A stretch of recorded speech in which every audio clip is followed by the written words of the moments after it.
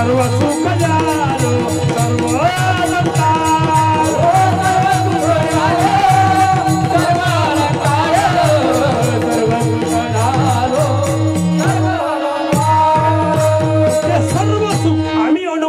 आणि ते सुख तुम्हाला पाहिजे असेल या दत्तगिरी महाराज दरबारामध्ये सर्व सुख म्हणजे ज्या सुखात सर्व सुख समावलेलं आहे आणि त्या सुखात दुःखाचा लेश नाही आणि ते सुख पाहिजे असेल तर प्रपंच वसरो आणि चित्त तुझे पायी तुकोबर दुसऱ्या चरणात सांगतात ऐसे करी का पांडुरंग ऐसे करी का पांडुरंग ऐसे करी का पांडुरंग ऐसे करी का पांडुरंग ऐसे करी का पांडुरंग ऐसे करी का पांडुरंग ऐसे करी का पांडुरंग ऐसे करी का पांडुरंग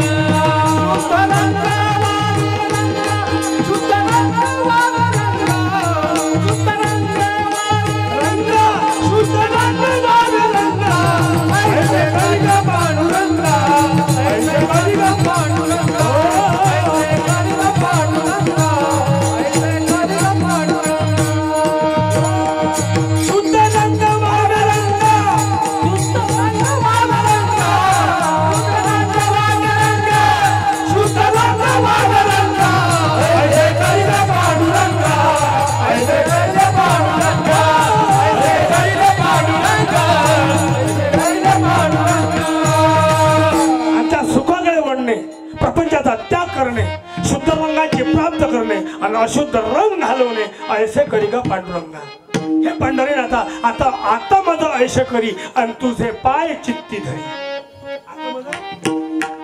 ऐसे करी का पांडुरंगा शुद्ध रंग लागला पाहिजे शुद्ध रंग म्हणजे कोणता भक्ती रंग आता भक्तीचे प्रकार वेगळे वेगळे आहे तुकडोजी महाराज एका भजनात लिहितात भक्ती भक्ती क्या करते हो भक्ती में भी धोखा है बिना आचरण चरित्र पाए सारी भक्ति खोका है माला कंठी भस्म लगाए कितने साधु फिरते हैं दिन भर ठगाते भोली जनता रात में चोरी करते हैं शराब का तीर्थ बनाकर देवी को पिलवाते हैं देवी बिचारी क्या पिएगी पंडा गुंडा पीता है यज्ञ याग में बकरा काटे बलि देवी पर चढ़ता है हे भक्ति लक्षण नहीं है हे लक्षण है बर्बाद व्हायचे आणि साधू तुम्हाला काही सांगते एक दिवस माझ्या स्वप्नात शंकरजी आले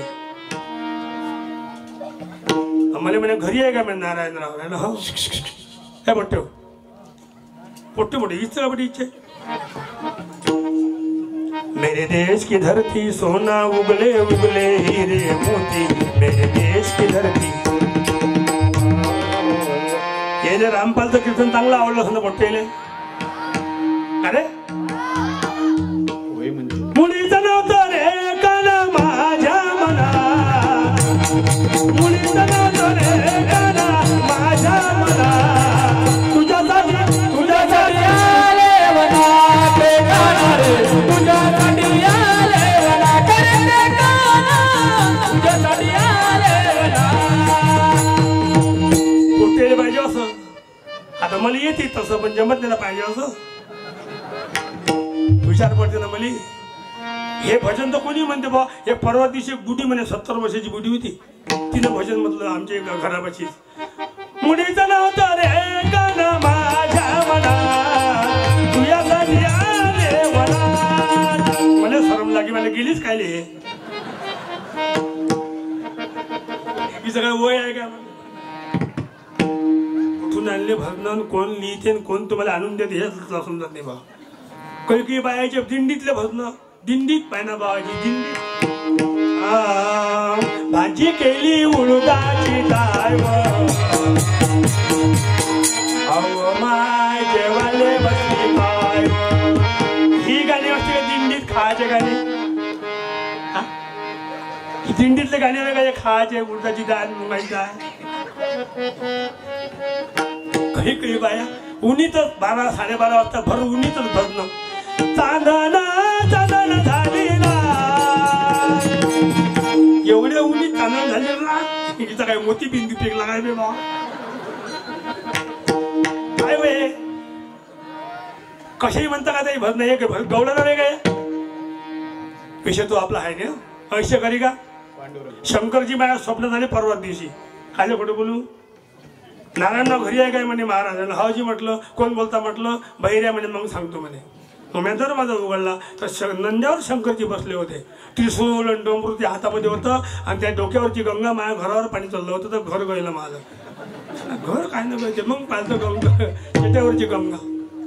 मग झालं एवढं बोललं काय नाही होऊन राहिलं. मग शंकरजी म्हणे नंदी अंदर घेऊ काय म्हणे. दरवाजा लहान आहे म्हटलं म्हणून टाका तुम्ही. खाली उतरून सांगा म्हटलं काय व्हायचं. मग शंकरजी खाली उतरले. मग म्हणे मी समस्या घेऊन आलो म्हणे. सांगा बरं आता. शंकरजी म्हणे मी समस्या घेऊन आलो म्हणे. काय देवा बोलता म्हटलं. समस्या घेऊन आम्ही तुमच्यापाशी या तुम्ही आमच्यापाशी या म्हटलं. उलटच झालं म्हटलं. नाही म्हणे मी मॅच झालो म्हणे. मला मॅच केलं म्हणे बाईनं. कौन म्हटलं. मला बाईने मॅच केलं म्हणे. कौन म्हटलं तर 12 महिन्यापासून मी ओला जावं म्हणे. मला कपडे बदलले वेळ नाही म्हणे. हा कपडे बदलली वेळ नाही म्हणे. मला जरा असा कपडा सोकला का लगेच गळवा येऊन पडते म्हणे. फक्त एवढं सांगा म्हणे बाईला का 4 दिवसची गॅप तरी द्या. काय काय भक्ती होय. एक लोटा जल सब समस्या का हल.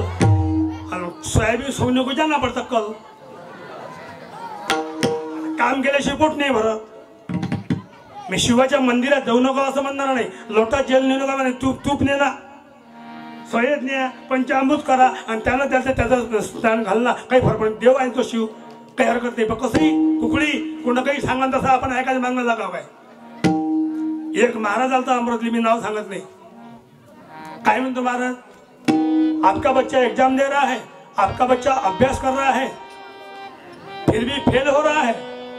चिंता करने की जरूरत नहीं है. 3 पत्ती का बेल लेना. उसको शहद का बूंद चिपका देना. शिवलिंग पर चढ़ा देना. आपका बच्चा स्कूल नहीं गया अभ्यास भी नहीं किया फिर भी पास हो जाएगा. होईल काय. मग त्याने कोण सांगितलं असं. मग कसं करता आता. मग शाळेत गेलं पोरगं तर पासून घेतात. मग आता आपलं पोरगं नापासून राहिलं तर पेलाला सय्यद लावायचं. अधिक पोरगं नापास मग हळद लावायची गरम. सांगू तुम्हाला मी. तुकाराम अर्थ प्रमाण आहे. काही लोकांना सांगून म्हणजे लोकांना बोलून जमणार नाही. भक्ती अलगच आहे. भक्ती अलग आहे. शिव नाम घ्या. सोमवार व्रत करा. काही फरक पडणार नाही. वाचे वदता शिवनाम तया न बाधी क्रोध काम धर्म अर्थ काम मोक्ष शिव देखता प्रत्यक्ष. पण काही लोक ऐकू. एका बुटीच्या अंगात देव येऊन राहिले. काम नाही काज नाही. माई म्हणे भाऊ म्हणे तुझी तब्येत जमून राहिली म्हणे. तुला भैरलंच झालं म्हणे. मी आता पोट तर माझ्या अंदरून दुखते म्हटलं. नाही म्हणे पोट जरी अंदरून दुखते पण तुला भैरलं झालं आहे म्हणे. चल म्हणे बुटीच्या अंगात देवी येते म्हणे. नेलं म्हणे मायानं. माया अंगून ती आखत उतरवली. ज्वारी तिच्या बहीण नेऊन दिली. आणि मंगळवार दिवस आलं बघ तिच्या अंगात.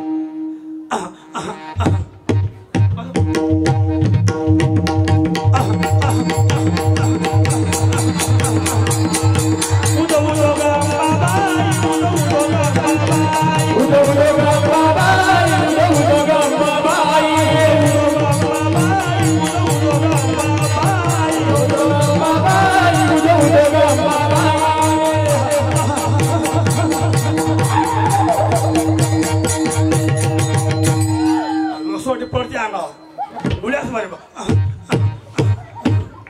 तिच्या कमरीली होती पियुषी. आता पियुषीत होते 1000 रुपये. तिचं गेलं लक्ष म्हणजे माय पियुषी पडते आपली. तिने मग ती पियुषीला हात लावला म्हणे पडते बाई पियुषी. तिला पियुषी अशी ओढली. तिचा नवरा मांगा होता. नवऱ्यापाशी होतं चाकून निंबू घेऊन ठेव होता तिच्या मांगास. नवऱ्याला म्हणत आहे हे घे हे घे हे घे हे घे हे घे हे घे हे घे. तो नवरा होता मांग. त्याचा काही हात पुरला नाही. मनातल्या माणसाने हात घातला. पण ते मापाशी बुटी झाली म्हणे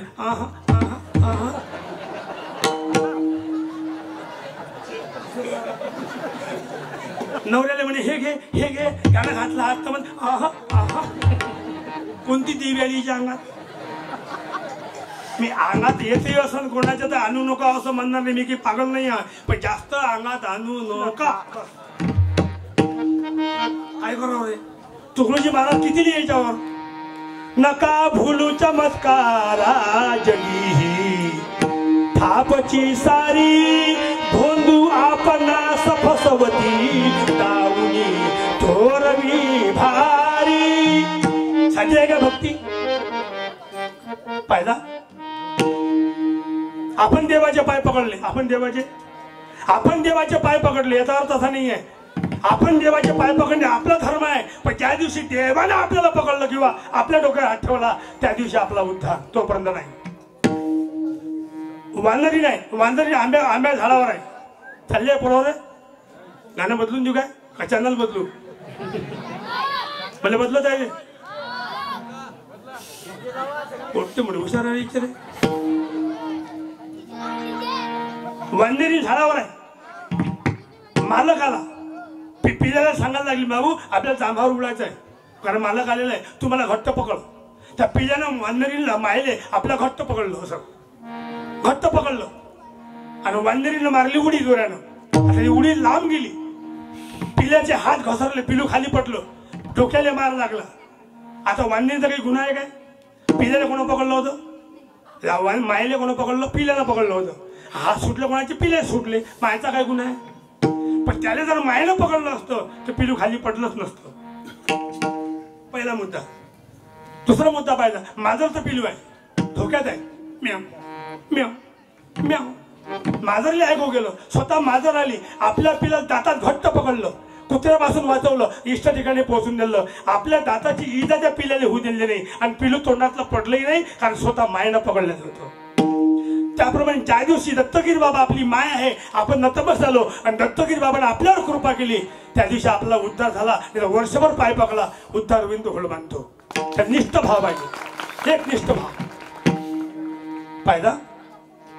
ऐश करी का पांडुरंगा, शुद्ध रंग बाबे रंग, ऐश कैश म्हणजे महाराज भक्ती रंगी रंगली मीरा, राजवैभव वाटे कचरा, छंद लागला घरा घरा, तिच्या भक्तीच्या प्रभावे, त्या भक्तीच्या प्रभावाने मीरा भक्ती रंगात रंगत गेली आणि तो भक्ती रंग आम्हाला लागावा आणि अशुद्ध रंगाचा नाश व्हावा. ऐश करी का?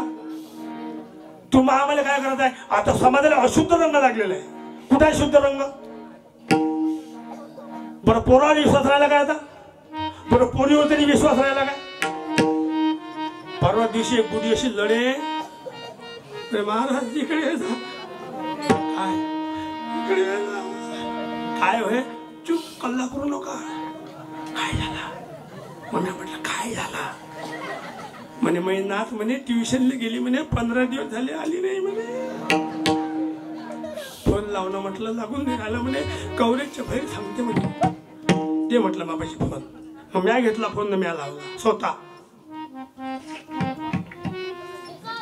म्हणजे मधातली बाई बोलत आहे, आपण ज्या एअरटेलशी संपर्क साधू इच्छिता सध्या तोपर्यंत पोहोचू शकत नाही, कृपया थोड्या वेळाने प्रयत्न करा, आउट ऑफ कव्हरेज.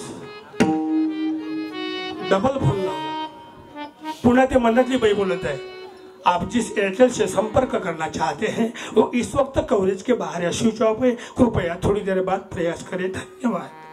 ते बुडी म्हणे बाईच बोलते म्हणे, मला शाळेतली मास्त्री नाही म्हणत आहे.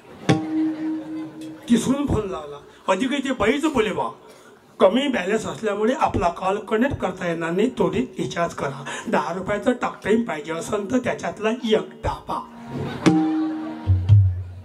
गेली पोरगी गेली. कोणता रंग लागला गेले एवढे माहित नाही का? आता आपण कोण्या मार्गाने राहिलो, आपण जन्माला कशा करता आलो, आपण करून काय राहिलो, आपण कोण्या मार्गावर आहे, आपला मार्ग चुकीचा आहे का अचुकीचा आहे, या मार्गाने आपला नाश आहे का आपला उद्धार आहे, याचंही चिंतन करत नसेल लेकरं, काही लेकरं वगैरे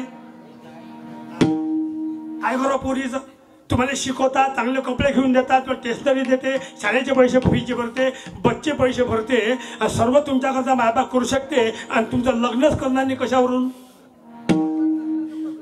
मुलींना वागायला काही हरकत नाही, लक्षात ठेव कशा करता बोलतो. फक्त आपल्या मायबापाची मान खाली आली नाही पाहिजे याची काळजी घ्यायची प्रयत्न करा, आपल्या कुळाचा उद्धार करा. तुकाराम महाराज एक अभंग सुंदर सांगतात, कुडी कन्या पुत्र होती जे सात्विका, कुडी कन्या पुत्र होती जे सात्विका,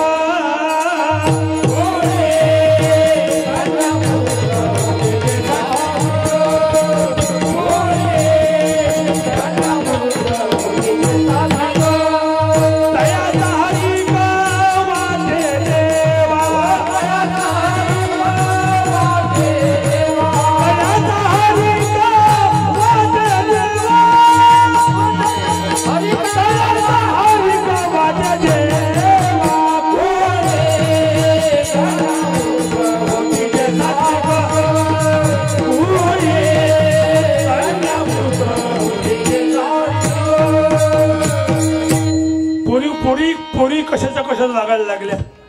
जमाना बदलत जाऊन राहिला. जमाने में बदल आजकल हो रहा है. जरा गौर से देखो क्या पाप हो रहा है. या पापाचा भार कमी करायचा असेल, पुण्याची भर टाकायची असेल तर साधू संतांच्या कृपेशिवाय ते पुण्य प्राप्त होणार नाही. पुण्यवंत, दयावंत, निष्ठावंत, कृपावंत, आयुष्यवंत, धनवंत, भाग्यवंत जे काही व्हायचे असेल वंत, त्याच्याकरता दत्तगिरी बाबा संत. मस्त व्हा. पोरही तसेच आहे. पुत्र हो तो ऐसा न जाए कुल की नाक, एक लकड़ी जलाने से होती सारे बन की राख. पांडव जैसे सुपुत्र हुए वो क्यों गए बनवास, कौरव जैसे कुपुत्र ने किया खुद के कुल का नाश. पांडवांना आपल्या कुलाचा नाश केला, स्वतःच्या भावदेची बेइज्जती करायला भेले नाहीत. कुटुंबातलेच लोक शेवटी, भावला कोणीच नाही मदतीला. आता हे लहान लहान पोरं आहे, हे चांगले पोरं आहे बरं आहे. जरा असं एक तर पोरं खराब आहे तर आता पण पोट्टे उठून गेले तर घराकडे. तो पोट्टे इज्जतदार आहे, चांगले आहे, माणूस किती आहे बरं आहे. साधे आहे का पोरं आहे? नाही नाही नाही नाही नाही नाही. एका पोराले मास्तरने विचारलं नंदुरबार कुठं आहे.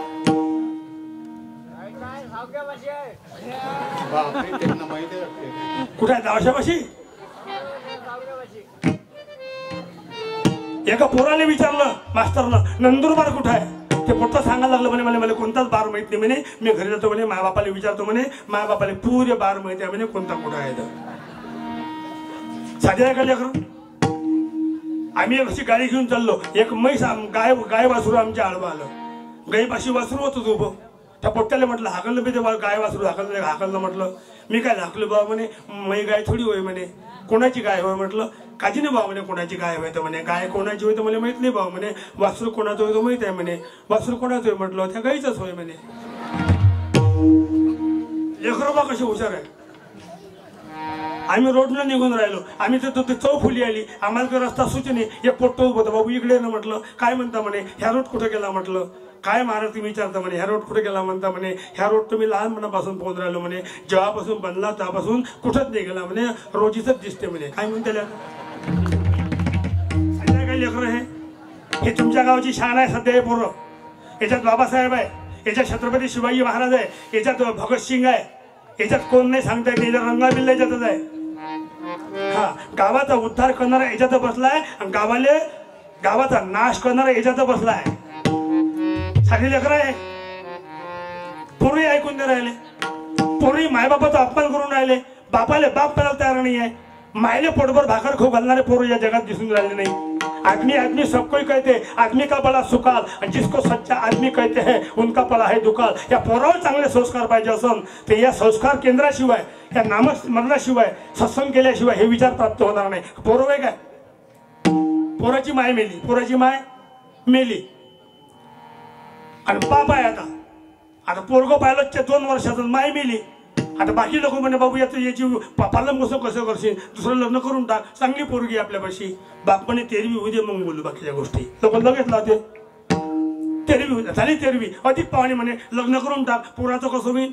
बाप सांगायला लागला माझ्या मग कोणी लागू नका. ह्याच माझा पोरगा आता आणि मी त्याचा बाप आहे. आम्ही दोघं बापले ग. आता आम्ही चांगले जगू द्या आम्हाला. मी लग्न करणार नाही आणि मला कशात तुम्ही आता पाळू नका. त्या लायनाचा पोरगा मोठा करण्याकरता बापाला किती कष्ट केले असेल. पाठीला पोरगा बांधायचे आणि लोकांच्या बांध्या खायला जायचा. बांध्या खाणून यायचा. दुधाची बॉटल सोबत न्यायचा. लायनाचा मोठा पोरगा झाला, पहिल्या वर्गात गेला, त्याची व्यवस्था करायचा.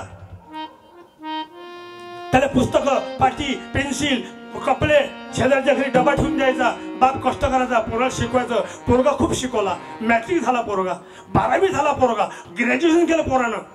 आणि पोराला इंटरव्ह्यूचा कॉल आला आणि पहिल्याच कॉलमध्ये पोरगा इंटरव्ह्यूला गेला. पोरगा पास झाला. पोराला किती पगार, 40,000 पगार लागला. बापाचा सत्कार गावागावात व्हायला लागला. वा रे बाप, त्याला म्हणतात बाप. लग्न बापाने केलं नाही, पोरगा लायनाचा मोठा केला. किती आनंद वाटला. पेपरले बातमी आली तुमच्या पोराला नोकरी लागली बा आणि पोराला एवढ्या वेळा पगार आहे. पण पोरगा मुंबईला आहे आणि बाप मात्र गावात आहे. जेव्हा पोरगा मुंबईहून बदलून जेव्हा अमरावतीला आला तेव्हा लोक सांगायला लागले जाना पोराच्या भेटीले जाना. जातो ना म्हणे. समजलं मला पोरगा आला मग अमरावतीला. जातो. बापानं संत्र, भुईमुगाच्या शेंगा, मोसंबी, अमुक तमुच्या नवईच्या वस्तू असते पुढे थैले भरले आणि अमरावतीला पोराच्या ऑफिसला गेला. चपराशी बसलाय. त्याला विचारलं इथं अमुक साहेब आहे का. म्हणून हो आतमध्ये आहे. तुम्ही कोण आहे? मी त्याचा बाप आहे, बाबा आहे त्याचे मी. बापाचा धोतर, बापाची बंगाली, फाटली चप्पल समजा, दुपट्टा बांधला, कान पडले, चपराशी. म्हणजे मी साहेबाला विचारतो पहिले, थांबा अंदर मीटिंग सुरू आहे. बाप बसला अर्धा तास, मीटिंग खतम होत नव्हती आणि बापाला अंदर जाऊ देत नव्हता. स्वतः बापानं दरवाजा ठोकला असा आणि बापा चालला गेला अंदर. थैले हातात आहे. 25 लोक साहेब लोक बसलेले, चर्चा सुरुवात आहे. 25 साहेब लोकांना बापाकडे पाहिलं आणि त्या साहेबाला विचारलं, कोण आहे व म्हातारा? स्वतःच्या पोराने सांगितलं, कामावरचा माणूस आहे, पैसे मागायला आला असं. 10,000चं बंडल बापाच्या अंगावर फेकलं. बापाच्या हातात थैला पडला. संतर जिकडे पडायला लागले, डोळ्यातून अश्रू धारा वाहल्या. आणि बाबू, ती माय मेली तेव्हापासून आज 25 वर्ष झाले. तुला लहानाचं मोठं केलं आणि तुझ्या ऑफिसला पहिल्यांदा मी आलो रे. तुम्हाला कामावरचा माणूस समजलास, मी जगण्याच्या लायकीचा नाही. एवढे मी कर्तव्य केले, माझे काय व्यर्थ गेलेले आहे. बाप घरी आला, बापानं 20 प्राशन केलं आणि पोराच्या नावाची चिठ्ठी लिहिली, जास्त पोरं शिकू नका. आणि शिकलेले पोरं जास्त असेल ना तर बापाचा अपमान करतात, बापाला बाप म्हणत नाही. काय लेखन वगैरे किती प्रमाणे म्हणतो आपण, गाणे म्हणतो आपण. विसरू नको रे आई बापाला.